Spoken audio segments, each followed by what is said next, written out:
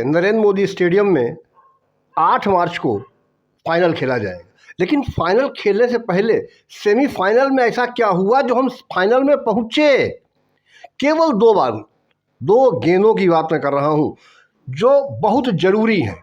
अगर आपने ये मैच देखा है तो आपको इनकी महत्व समझ में आ रहा होगा कि मैं इनकी इम्पोर्टेंस जो बता रहा हूँ, इन दोनों गेंदों पर क्या घटा। अगर आपने देखा है तो आप समझते होंगे, और नहीं देखा है तो रुकिए, वेट कीजिए, मैं आपको यहीं समझाता हूँ। ये 4 ओवर का मैच हो चुका था। 5वां ओवर लेकर के जब आते हैं जसप्रीत बुमराह, सामने होते हैं हैरी ब्रुक्स।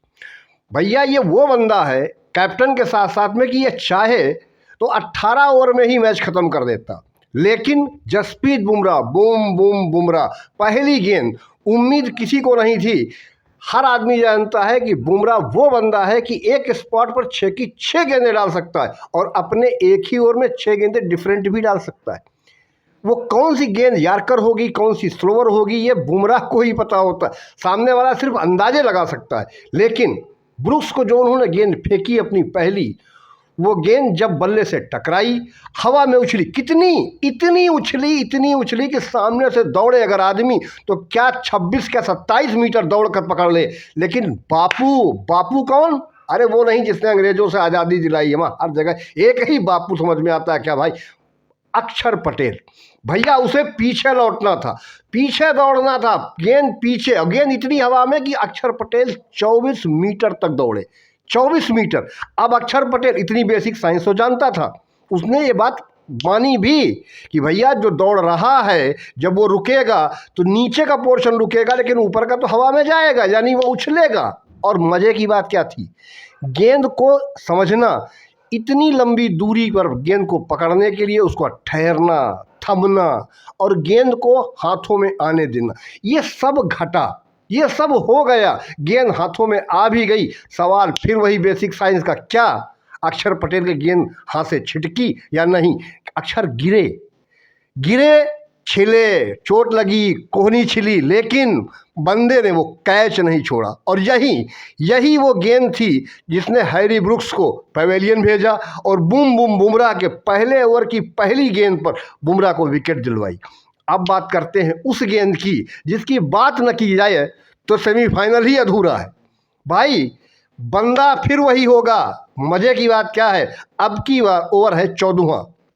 ये 14वां ओवर फेंक रहे थे अर्शदीप सिंह जो अच्छा खासा ठुक रहे थे। कोई बात नहीं है भैया, 13 ओवर से ऊपर का रन चेज कर रहे थे वो, पर ओवर के हिसाब से देखा जाए इंग्लैंड वाले। और ये बात हो रही है 14वें ओवर में, वो कहीं भी इंडिया से पीछे नहीं थे, बल्कि 13-14 ओवर तक तो यार वो हर ओवर में 2-3 रन इंडिया के हिसाब से आगे ही थे। उसके बावजूद भी 5 गेंदें फेंक चुके थे। आखिरी बाल अर्शदीप को मात्र डालनी थी, ओवर कंप्लीट करना था, लेकिन बिना गेंद डाले अर्शदीप ने 3 रन इंग्लैंड को दे दिए। 3 रन। अब ये सोचने वाली बात यह है कि 3 रन इंग्लैंड को मिले कैसे? लगातार तीनों गेंदें वाइड। अब भैया 1 वाइड हो तो ठीक, 2 वाइड हो तो ठीक, 3 वाइड, वो भी एक गेंद भी नहीं हुई और सामने वाले के खाते में 3 रन जुड़ गए। लेकिन यही तो मज़ेदार चीज़ थी भाई। यहाँ अंपायर को ही थैंक यू बोल दो, बड़ा अच्छा किया तूने। एक गेंद जब आप ध्यान से देखेंगे वाइड नहीं थी, वो अंडर द लाइन थी, लेकिन फिर भी अंपायर ने उसे वाइड करार दिया। अब इसे क्या कहा जा सकता है? या भाग्य या इंग्लैंड का दुर्भाग्य।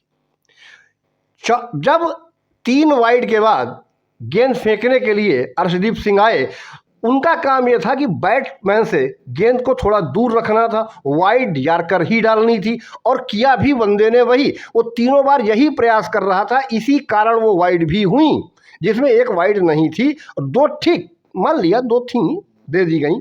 लेकिन वही आखिरी बॉल फिर बैट्समैन से टकराई, और बैट्समैन कौन? Will Jacks. भाई 18 ओवर में मैच ओवर कर दे ऐसा बंदा। ये तो 14वें ओवर की बात हो रही थी और 13 से ऊपर का रन रेट चल ही रहा था इंग्लैंड का। ऐसे समय में बैट और बॉल का टकराना, गेंद हवा में, फिर पीछे बापू, अब फिर वही बापू नहीं, अक्षर पटेल। फिर अक्षर पटेल। इस बार अक्षर पटेल बाउंड्री पर दौड़ रहा है और दौड़ते दौड़ते उसने कैच पकड़ा। कैच पकड़ा और ऐसे पकड़ा कि अगर वो हाथों में जकड़े रहता तो गेंद लेके बाउंड्री के बाहर निकल जाता भाइयों, तो फिर वो क्या होता, छक्का हो जाता। लेकिन अक्षर का दिमाग चला, हिला डुला, इंग्लैंड की किस्मत के लगने थे और देखो लग गए। कैसे लगे? अक्षर ने वो गेंद हवा में उछाल दी, जैसे अमरीश पुरी काजोल से कह रहा हो, जा सिमरन जा, जी ले अपनी जिंदगी। यही काम किया उसने।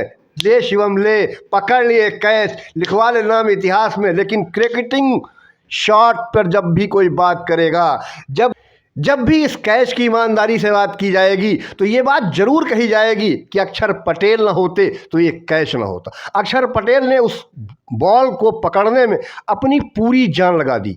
अगर फील्डिंग के हिसाब से मैन ऑफ द मैच दिया जाना होता तो अक्षर पटेल निस्संदेह, भाई कोई दो राय नहीं है, मैन ऑफ द मैच उसी को मिल जाना। लेकिन ये दो गेंदें सेमीफाइनल मैच की वो दो गेंदें थीं जिनके बिना ये सेमीफाइनल अधूरा था। चाहे वो बुमराह के पहले ओवर यानी कि मैच के 5वें ओवर की पहली गेंद हो, या अर्शदीप के मैच के 14वें ओवर की आखिरी गेंद हो। भाई ये दोनों गेंदें बेमिसाल थीं और इन दोनों गेंदों पर फील्डिंग ही वो एक चीज़ थी जिसको हम कह सकते हैं कि बिना फील्डिंग के ये दोनों गेंदों की चर्चा तो छोड़ दीजिए, इनका जिक्र भी नहीं होता। अगर वो 24 मीटर दौड़कर पकड़ा जाने वाला कैच गलती से ड्रॉप हो जाता तो हम यही कहते, बहुत अच्छा प्रयास किया अक्षर पटेल ने, हाथ आया पर मुंह ना लगा, कोई बात नहीं, वेल डन अक्षर पटेल, वेल डन अक्षर पटेल, हम यही कहते, तारीफ करनी पड़ती। और यही हाल होता अर्शदीप के उस ओवर की उस गेंद का, जो आखिरी बॉल अर्शदीप ने डाली, उसका भी अंजाम यही होता कि भाई इतनी रनिंग करने के बाद ये गेंद हाथ से छिटक सकती थी। यार इसमें कौन सी बड़ी चीज़ हो गई, कोई पहाड़ नहीं टूट पड़ा, एक मैच था। लेकिन take catch win the match, ये दो कैच ऐसे थे जिसने सेमीफाइनल में इंग्लैंड को बहुत पीछे कर दिया। ऐसा नहीं है कि इंग्लैंड कहीं पीछे था, बैथल अगर खड़ा रहता वो बंदा अकेले मैच जिताने की क्षमता रखता था। 22 साल का वो लड़का जिसने 105 रन ठोक दिए अपनी टीम की तरफ से, 19 गेंदों में हाफ सेंचुरी ठोकने वाला वो पहला बंदा बना T20 के इतिहास में। भाई उसने एक नया काम कर दिया इंग्लैंड के लिए। और ये सच है कि नॉकआउट मैच में 105 बनाने वाला वो पहला खिलाड़ी बना। Man of the match deserve करता था, लेकिन जैसा होता है कि जीतने वाली टीम को ही मैन ऑफ द मैच दिया जाता है। लेकिन मेरे हिसाब से वो डिजर्व करता था। अगर वो नहीं तो फिर कौन? और भी खिलाड़ी हैं जिन पर बात अभी है बाकी है। हाँ, फाइनल में जाने से पहले सेमीफाइनल के पुर्जे जरूर खोलने पड़ेंगे, क्योंकि सेमीफाइनल में बहुत सारे मोमेंट्स ऐसे हैं जिन पर बात होनी चाहिए। आपका मोमेंट कौन सा है? कौन सा मोमेंट आपको लगा कि इंडिया मैच से बाहर है, या कब आपको लगा कि मैच इंडिया की पकड़ में अब आ गया? कमेंट करके बताइएगा, कमेंट बॉक्स खुला हुआ है। और चैनल पर नए हैं तो लाइक शेयर सब्सक्राइब जरूर कीजिएगा। कुछ भी कीजिएगा लेकिन कीजिएगा ज़रूर। मिलते हैं आपसे किसी अन्य वीडियो में, तब तक के लिए फिर मिलेंगे फाइनल में। अभी तो जंग जारी है।